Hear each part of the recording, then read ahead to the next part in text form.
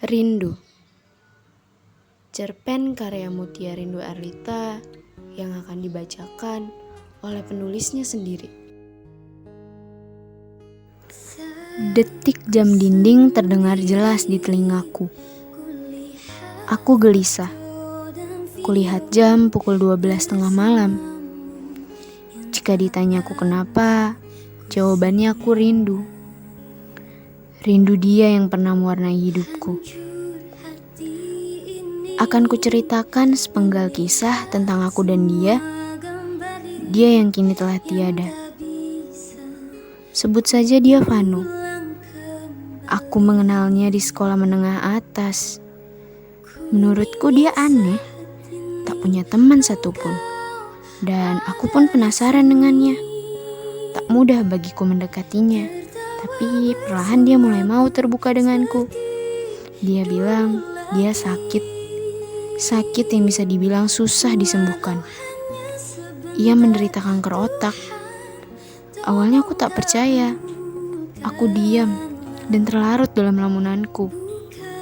Sampai tak sadar, Vano terus memanggilku. Kay, kaget ya? Kay pergi aja sana. Dia menyuruhku menjauh. Karena aku tahu, dia tak ingin ada orang lain yang menangisi kepergiannya. Kay gak akan tinggalin Vano. Vano bisa cerita sama Kay. Orang lain menjauhinya karena mereka bilang Vano anak yang aneh. Sama sepertiku yang pada awalnya mengira ia aneh. Tapi pendapatku tentang dia berubah. Menurutku, dia tidak aneh. Dia hebat. Bahkan, dia istimewa. Dia berjuang melawan penyakitnya sendirian, tanpa ada yang peduli padanya. Kini aku menjadi tempatnya berkeluh kesah. Sesekali ia pernah bercerita. Kay tahu nggak? Mama sama papa Vano udah nggak mau Vano hidup. Katanya Vano cuma bisa habisin uang mereka untuk berobat. Ingin rasanya ku peluk Vano dan menyemangatinya. Tapi aku malah menangis di depannya. Seminggu kemudian, saat aku ingin berkunjung ke rumahnya, aku mendengar suara ribut-ribut dari dalam rumahnya. Mah, Pah, udah cukup. Vano gak kuat kalau kalian gini terus. Vano sakit, Mah, Pah. Suara Vano menangis terseduh-seduh. Ini pertama kalinya aku mendengarnya menangis. Terdengar suara ribut orang tuanya yang saling menyalahkan. Aku yang takut terjadi sesuatu pada Vano, segera masuk ke rumah itu. Betapa terkejutnya aku melihat Vano yang tergeletak di lantai rumah dengan kaos putih yang berlumuran darah. Vano! Aku berteriak sambil berlari menuju Vano. Aku segera memanggil ambulan dan membawanya ke rumah sakit. Aku tak peduli dengan orang tuanya yang masih ribut. Vano sempat sadar. Dia hanya minta maaf padaku. Bahkan ia tak menangis. Ia menunjukkan senyum manisnya. Vano kuat, pasti sembuh. Aku mencoba menguatkannya. Dia menuntun tanganku untuk mengusap rambutnya. Aku mengikutinya. Tapi tiba-tiba tangan Vano terkulai lemas. Aku pikir ia tertidur. Tapi aku sadar setelah beberapa menit, ku perhatikan detak jantungnya tak lagi ada. Aku menangis. Aku berteriak.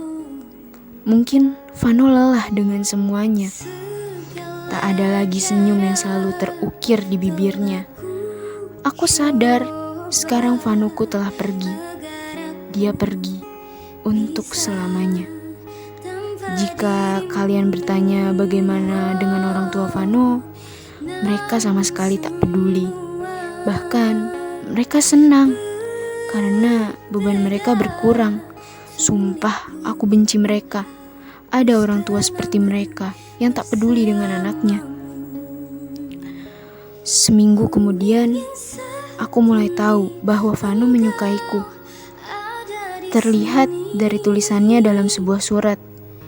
Namun, hal yang paling menyakitkan saat aku membacanya adalah dia bilang, Vano cuma orang yang penyakitan, yang bahkan udah mau meninggal, gak akan pernah bisa dapetin Kay yang sempurna. Demi Tuhan, aku tak bisa menahan tangisku. Kini sudah 4 tahun semenjak kejadian itu. Aku rindu Vano. Rindu ia yang selalu menampakkan senyumnya. Bukannya aku tak rela, melainkan semua ini menyiksa. Vano selalu punya ruang sendiri di hatiku. Aku kembali meneteskan air mataku. Namun, aku tahu Vano orang yang kuat. Jadi, aku juga harus kuat. Untukmu, Vano. Aku rindu.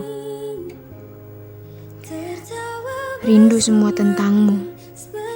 Terutama senyummu. Terima kasih telah mengajarkanku untuk kuat. Aku rindu kamu, Vano. Sangat rindu. Kulihat jam pukul 2 pagi. Aku berusaha menutup mataku, walaupun aku sedikit resah. Semoga kamu bahagia, Vano. Ucapku dalam hati sambil tersenyum. Aku pun terlelap dalam tidurku kembali. Sulitku menghapus kenangan bersama.